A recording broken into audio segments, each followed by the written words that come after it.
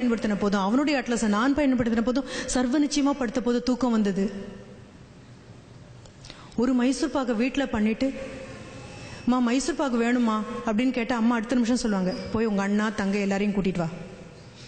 சரி, அண்ணா தங்க எல்லாத்தையும் கூட்டிகிட்டு வரலான்னா அண்ணன் வரும்போது தங்க வர மாட்டா, தங்க வரும்போது அக்கா வர மாட்டாங்க. எல்லாரும் வரதுக்குள்ளே மத்தியான நேரம் சாப்பாட்டு நேரம் வந்துடும். சாப்பாட்டு நேரத்தில் எதுக்காக உட்காந்து சாப்பிடு? சரி, சாப்பிட்டாச்சு. அதுக்கப்புறம் இப்போ தானே சாப்பிட்டேன், அதுக்குள்ளே எதுக்கு ஸ்வீட்டு? போ. எனக்கு காத்துட்ருக்கிறது பழக்கமாக இருந்தது. ஒரு உணவுக்காக காத்துட்ருக்கிறது ரொம்ப சுவாரஸ்யமாக இருந்தது. உங்களுக்கு ஞாபகம் இருக்கா? அப்படி ஒரு பாடல் ஒரு காலத்தில் இருந்தது.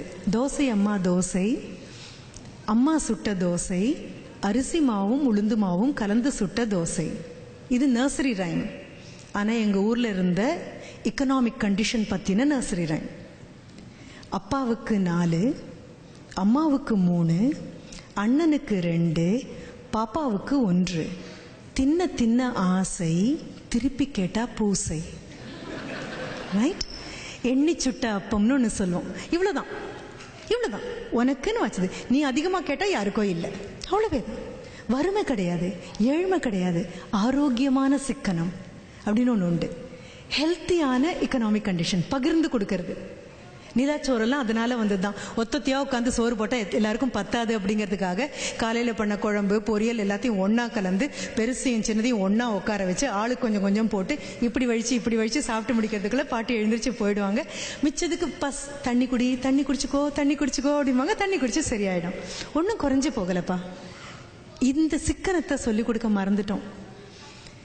ஒரு பொருளை அப்போ அந்த கையில் வச்சுக்கிட்டு அந்த மைசூர் பாக்கை வச்சுட்டு உட்காந்துட்டு இருக்கும்போது அம்மா கேட்பாங்க, அதான் வேணும்னு கேட்டு எத்தனை நேரமாக நச்சிட்டே இருந்த, திங்க வேண்டியது தானே அப்படிம்பாங்க. நான் சொன்ன பதில் எனக்கு இன்னும் ஞாபகம் இருக்கு. தின்னா தீந்து போயிடுமே. ரைட்? ஆனால் இப்போ என்ன பண்ணுறேன், பாக்ஸ் ஃபுல் ஆஃப் ஸ்வீட்டை வாங்கிட்டு வந்து என் ஒத்த குழந்தைகிட்ட கொடுக்குறேன். அது தான் தின்னு துப்பி கீழே போட்டு பிசுக்கி அடித்து எல்லாம் பண்ணி முடிக்கும்போது திகட்ட வாழ்க்கையை கொடுத்தீங்கன்னா திதிப்புன்னா தெரியாமல் போயிடும். திதிப்பு தெரியணும்னா திகட்டக்கூடாது. எங்கேயாவது நான் வறுமை சொல்லவே இல்லை உங்களுக்கெல்லாம். நான் என்ன சொல்றேன்னு புரியுது.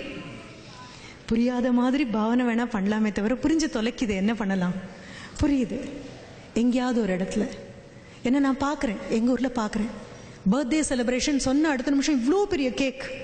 அந்த கேக் பண்ணின நபர் அவர் குழந்தைக்கு அவ்வளோ பெரிய கேக் பண்ணி கொடுக்க முடியாது. The baker cannot fix such a big cake for his own kid. வாங்கி அந்த குழந்தைங்க சாப்பிடுன்னு நினைக்கிறேன், வழிச்சு ஒன்று முகத்தில் ஒன்று பூசிக்குது. I do not know.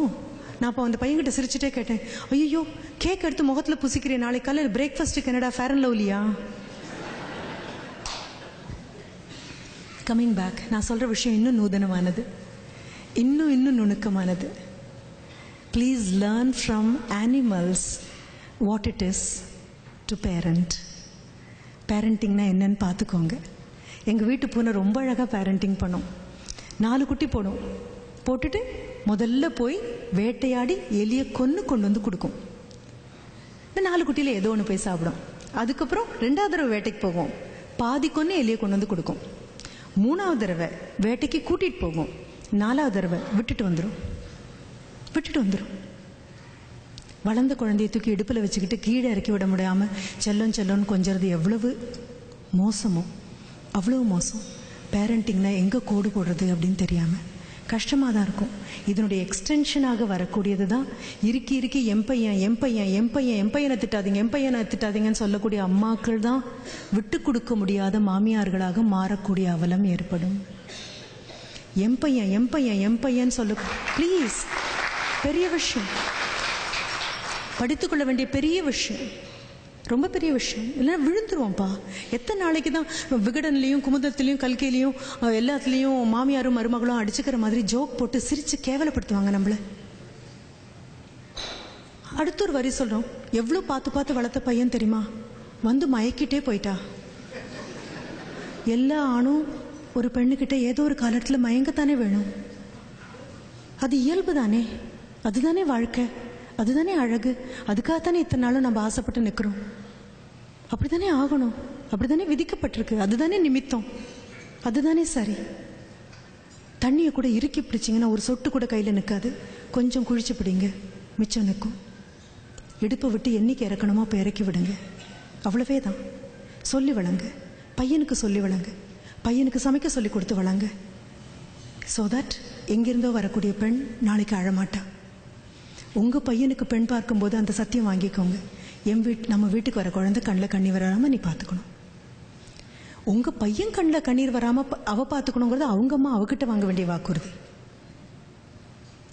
எல்லாத்துக்கும் மேலே அம்மாவால் அம்மாவா மட்டும்தான் இருக்க முடியும், மனைவியால் அம்மாவாகவும் இருக்க முடியும்.